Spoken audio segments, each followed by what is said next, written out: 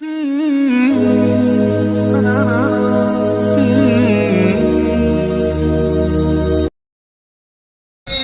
تو وہ شکر گزار بن جائے گا یا وہ نافرمان بن جائے گا۔ تو اللہ رب العزت نے اختیار انسان کے ہاتھ میں دیا ہے، اس کے سامنے خیر بھی ہے، بھلائی بھی ہے۔ اب وہ اپنے اختیار سے کس چیز کا انتخاب کرتے ہیں، خیر کا انتخاب کر لے گا تو دنیا اور آخرت میں کامیاب ہے، شر کا اگر انتخاب کرے گا تو دنیا میں وقتی طور پر کچھ فوائد حاصل کر لے گا لیکن آخرت میں ہمیشہ کے لیے ناکام ہو جائے گا۔ ایک غیر مسلم سے پوچھتا ہے، مسلمان سے پوچھتا ہے، سوال کرتا ہے، ایک آدمی کلمہ پڑھ لیتا ہے تو کیا وہ جنت میں چلا جائے گا؟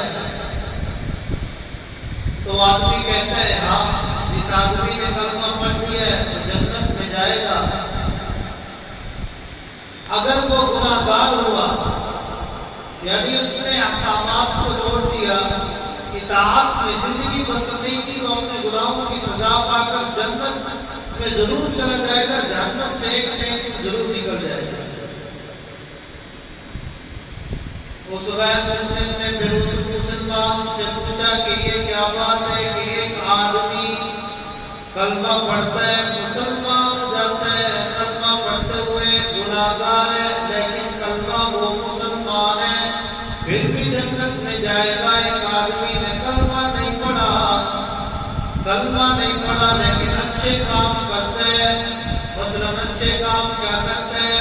ضرورت مندوں کی مدد کر دیتا ہے، فقیروں کو، غریبوں کو، یتیموں کو، مسکینوں کو کھانا کھلا دیتا ہے، اچھے کام کرتا ہے، لوگوں کے لیے گھر بنا دیتا ہے، لوگوں کے اندر پیسوں کو تقسیم کر دیتا ہے، لیکن اس نے کلمہ نہیں پڑھا۔ مسلمان کہتے ہیں اس نے کلمہ نہیں پڑھا تو پھر وہ کبھی بھی جنت میں داخل نہیں ہو سکتا۔ غیر مسلم کہنے لگا کہ عجیب ضابطہ ہے۔ مسلمان کہنے لگا یہی ایک اصول ہے، اصول تو یہی ہے۔ تو غیر مسلم کہنے لگا آپ کا جو اصول ہے وہ فطرت کے خلاف ہے۔ مسلمان کہنے لگا اسلام کے جتنے بھی اصول ہیں، مذہب اسلام کے جتنے بھی اصول ہیں، ان میں سے کوئی بھی فطرت کے خلاف نہیں ہے۔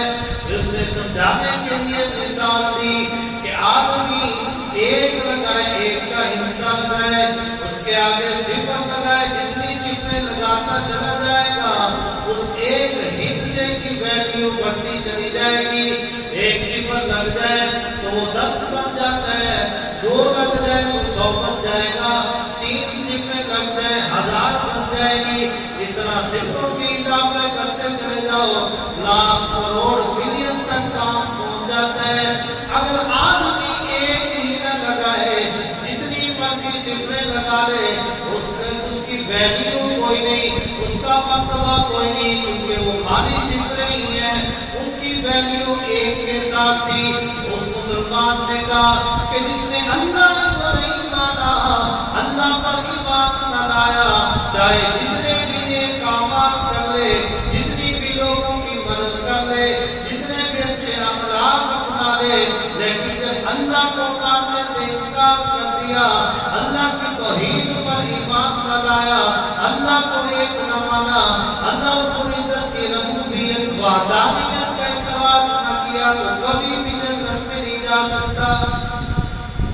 تو غیر مسلم کہتا تھا کہ مجھے بات سمجھ آ گئی۔ اگر آدمی کسی کو بات سمجھائے تو اچھے انداز سے سمجھائے تو آگے والا سمجھ جائے۔ اللہ